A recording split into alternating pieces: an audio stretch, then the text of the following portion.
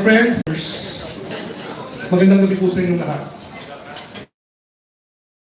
Somebody once said that there is no greater agony than the agony of bearing an untold story inside you. I have been agonizing for years, wanting to tell the story behind the Nowhere to Go But Up and the UP men's basketball team, and how it helped, inspired, awakened, and revitalized the UP community. I wanted to write about it, but my busy schedule prevented me from doing it. Kaya occasionally, I just write and post it on Facebook. Also, I became more focused on helping the story unfold, and that is why we decided that it would be better for someone to write it. Because if you are telling someone's story, someone else's story, that's a big responsibility. To give you a short background, together with attorney Alfred Jacinto and Gabby Cruz, who I think are here, I remember talking to the late Nelson Navarro, but he was already sickly at that time. No? Marami po akong kinausap na publishers and even writers looking for somebody who will be able to write the story of the Nowhere to Go But Up and the UP men's basketball beginning 2014. But before I continue my story regarding the search for the writer, let me just backtrack a bit. In 2014, when we started supporting the UP MBT, our morale was so high after so many pep talks with the team, making us believe that we can pull an upset in our very first game in season 77 against the mighty University of the East. We thought that while we were the smallest at the time in the league, we will be the fastest. Dahil tayo ang pinakamaliit nun, sabi sa amin ni Coach Ray Madrid, tayo ang pinakamabilis. Kaya huwag kayong mag-alala. When the UE players came out, oh boy, they were really big and tall. But what really bewildered us, hindi lang sila matangkad at malaki, mas mabilis pa sila sa atin. Our hopes were shattered early as they beat us by more than 30 points. That was the first game when there was too much excitement going inside the Coliseum. I cannot describe our faces leaving the Coliseum. I had an unforgettable look. I look at Rolly, who's here, nung palabas na siya, hindi ko ma-describe yung facial expression niya. Yung facial expression niya parang nagtatanong, tama ba itong pinasok natin? That same question was on my mind hanggang sa pagsakay ko sa kotse. And when I opened the radio, napangiti ako bigla. If you allow me, let me take you to this experience. Kasi pag bukas ko ng radyo, parang kinausap ako ng music na narinig ko. And in taking you into this experience, if you allow me, kahit 2 stanzas lang, gusto kong mapakinggan nyo ano yung napakinggan mo sa kotse. That very moment, can you play it?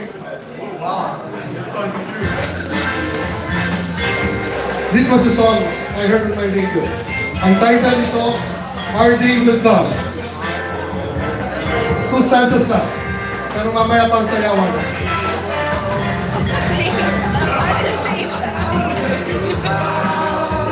Direct Mandy, who's also here, told me somebody was very much interested to write her story. He gave the name Naveen Panglani, a sports writer from Rappler. I started reading his articles and started observing him. He would be present in a game of the Maroons. And I thought, his writing style would be perfect as he's able to capture the emotions not only with what happens on the court, but also off the court. But there was one big problem. Alam niyo ba yun kung ano yung problema? He's from LaSalle. This guy was not from UP. Finally, the room. Why would somebody from LaSalle Lasal would want to write a story about UP.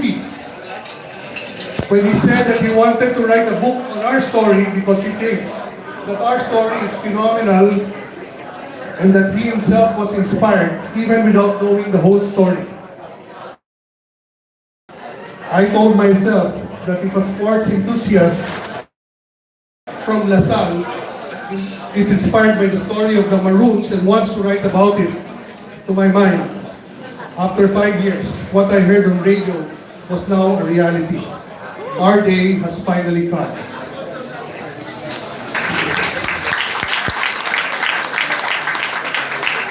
You know, from every wound there's a scar, and every scar tells a story. A story of struggle, pains, and victories. A story that says we endured. Everyone has a story to tell, a lesson to teach, and a wisdom to share. Rubina, the people here, like Rubina, Marek, JJ, have so much stories to tell. Pero hindi po kasi sa isang chapter. Kailangan isang libro for us to know their stories. But everyone sees the glory moments, but not everyone sees what happens behind the scenes. Tells you a story of what happens, not only on the court, but stories in the dugout, in the meeting rooms, during drinking sessions, during not only but crucial battles behind the scenes. It is a story of relationships, friendships, and how it endured the test of times. A story of love and commitment, and taking the challenge of jumping into a cliff even when you cannot see the bottom. Finally, it is a story of faith, belief, and trust that someday, one day, our day will come. This adventure was not a smooth ride. It's like a roller coaster ride. Many issues divides us, especially in Nowhere to Go But Up. But it is our values that unites us.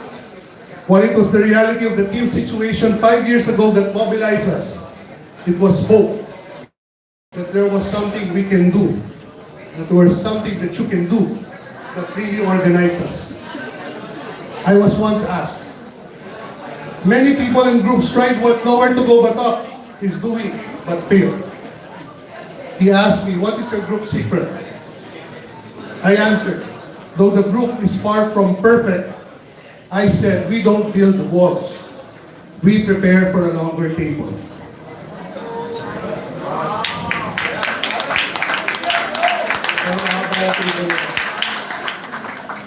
There will be dynamics, differences, but we always remember that volunteerism has no borders.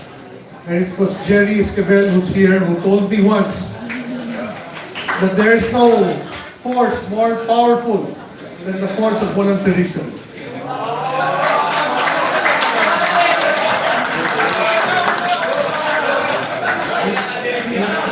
Nahanap po ni Jerry yun sa Wikipedia. The book is about story from 2014 to 2018. From season 77 to season 81. Season 82 and 83 for sure will be a subject of another book. Do you agree with that? The part 2, Namir. Because as I have said, and I said this many times, we didn't come this far to only get this far. Di ba, Vincent? Okay. We will push on until we reach our finest hour. Our athletes here today. Sino ba yung mga athletes natin dito? Taas ang kamay. Season na kumakain pa rin. Nandito yung pagkain eh. Our athletes here are today's modern-day warriors for the team, the family, the community, for this great university. Kayo? Yeah. Diego Dario is here. Diego, Paul, Jello, Jaren, Mikey, and the rest of those who played from season 77 to season 81. All I can say is from some people come into our lives and leave footprints in our hearts. And we are never ever the same again. Finally, this book we put up is made up of our past with strong convictions and our pains and our joys and our losses. It is in every fiber of our beings, written not only in this book, but also in our hearts. So still I say, for season 83, we have nowhere to go but up. UP will fight back.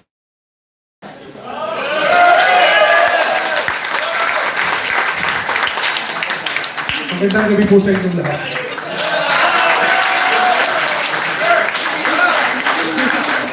Thank you very much, Sir Renan. Guys, let's give him a round of applause. Founder of Nowhere to Go But Up, Mr. Renan Delisa. But before anything else, let me welcome my very special co-host. He'll be putting away his jersey for tonight and taking on a mic, none other than Blackwater point guard and of course, a former UP Fighting Maroon Court General. Everyone, Diego Dario. Hello. Maroon talaga. I came from a workout kaya na-late ako eh. So, Oh, sorry. so, yeah, thank you for having me. Super excited for this book. And I couldn't say no when they invited me to host this event. Oh, thank you, Diego. And you know what? I've always been imagining the feeling of going from the bottom to the top, becoming a team that's most awaited by the entire nation in the UAAP. Well, of course, it's really special for me, especially that journey, and for the whole team. Coming from the bottom, sabi nga ni Boss Renan, we didn't come this far to only get this far. So, I'm really excited for the team to achieve more success, but to tell us the story, not my story to tell, from our beginning to up until now. Yes. Who's gonna tell us that story, Yanni? So right now, to tell us how it feels to be in the middle of it all, may we call on our former Fighting Maroon captain and now Maroons coach, Coach Mariah Gingery.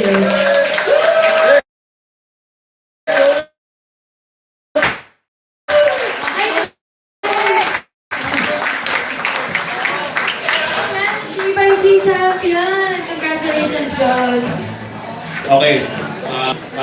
Magsisimula lang ako ng Tagalog para magpapasalamat ako kay Sir Renan na nagpasalamat siya sa lahat ng mga tao kasi ako hindi ko maalala lahat yun.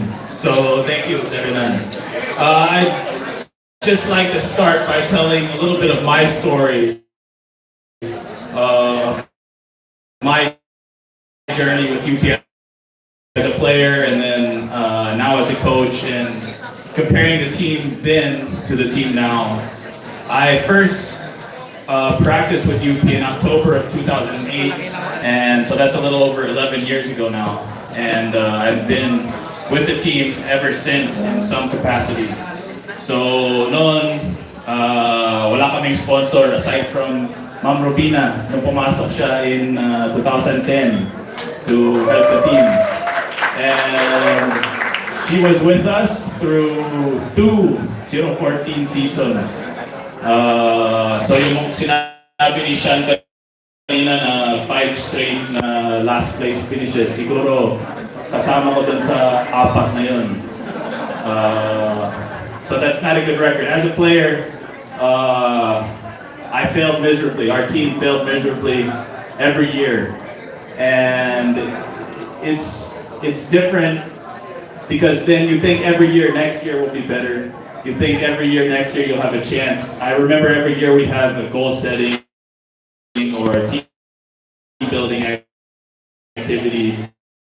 And every year, the perspective and the teaching from great coaches as well, but it's not an easy task to coach the PPA champion. That's why I think dapat malaki ang pasalamat natin kay Coach Bo because he's really the only coach in the modern era to be able to bring success to this program, to this university. Anyway, so my last year playing, that was siguro nung pumasok yung Nowhere to Go But Up foundation.